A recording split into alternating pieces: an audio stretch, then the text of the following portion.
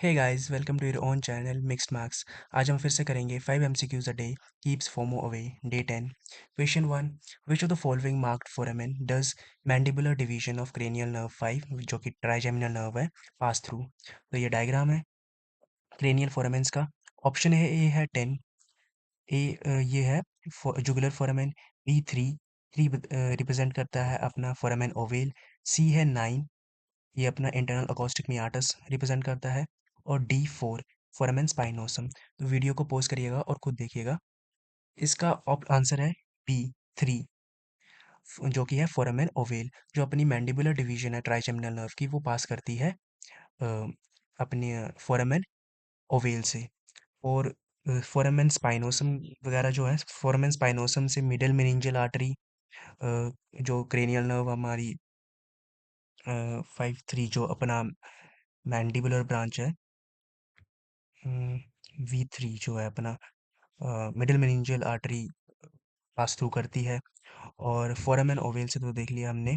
और internal acoustic मियाटस से अपना पास थ्रू करता है facial nerve, vestibulocochlear nerve pass करती है। और क्वेश्चन नंबर 2 देखेंगे। Structure passing through the central tendon of diaphragm, A oesophagus, B aorta, inferior vena cava and sympathetic chain. तो इसका आंसर होगा इंफीरियर वेना केवा।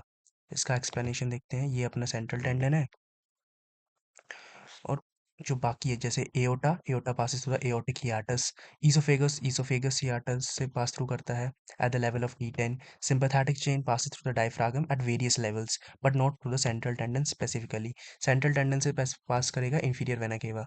ये अपना एओर्टिक हियाटस भी है, शो के जो एओर्टा पास करता है। और ये ईसोफेगस, ईसोफेजियल हियाटस भी बताया गया है।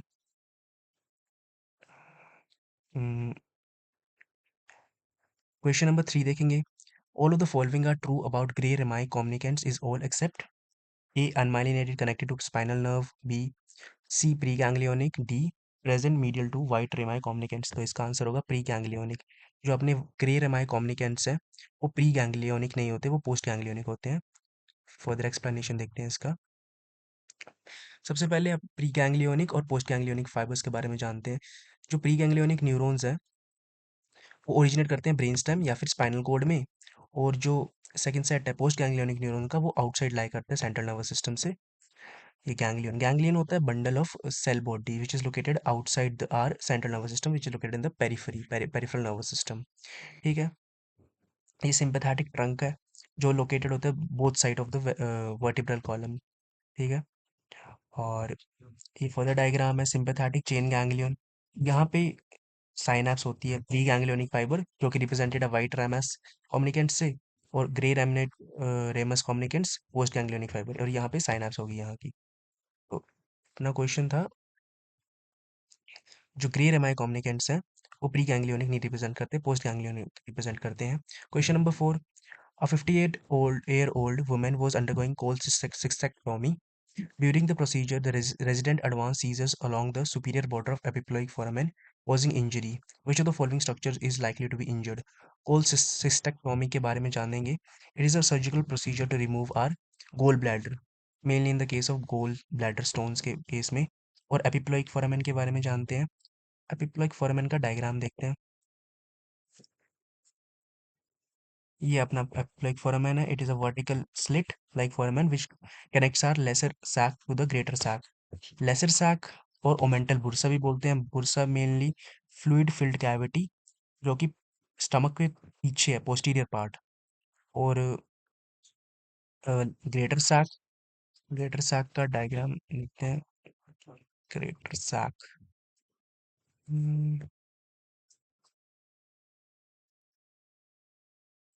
जो अपनी ग्रेटर सैक है,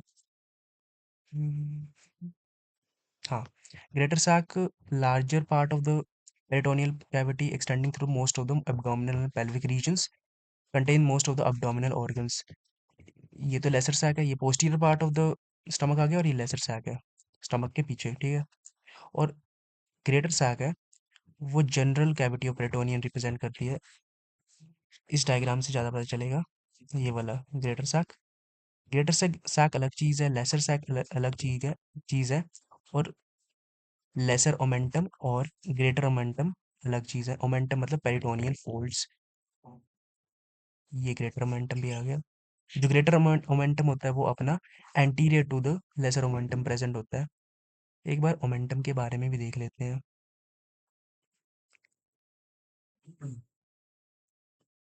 ये पेरिटोनियल फोल्ड्स है, greater attaches stomach to the transverse colon. ये अपना ट्रांसवर्स कोलन है, ठीक है।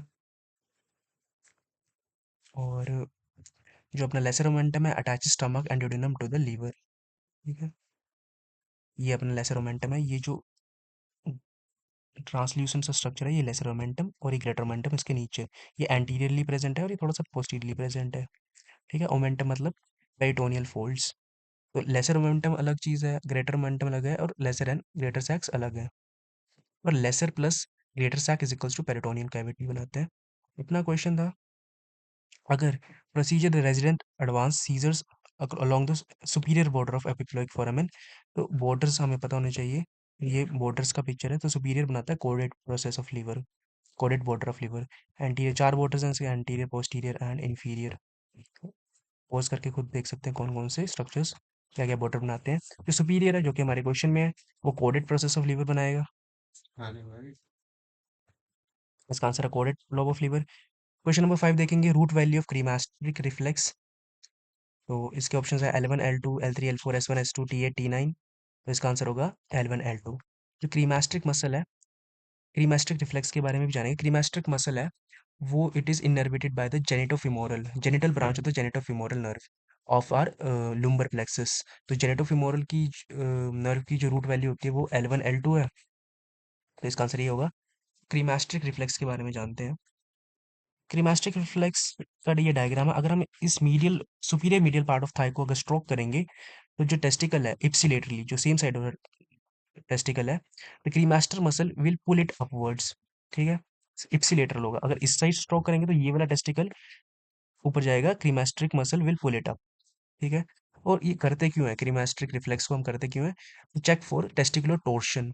टेस्टिकुलर टोर्शन मतलब रोटेशन ऑफ द टेस्टिकल। ये डायग्राम है, ये नॉर्मल और ये टोर्शन हुई है। अगर टेस्टिकुलर टोर्शन है, रोटेशन हुई है टेस्टिकल की, तो there will be twisted spermatic cord. तो अगर टेस्टिकुलर टोर्शन हुई है तो जो अपना क्रीमास्ट्रिक रिफ्लेक्स है वो शो नहीं करेगा। तो अगर क्रीमास्ट्रिक रिफ्लेक्स नहीं होगा, there will be testicular torsion. Thank you.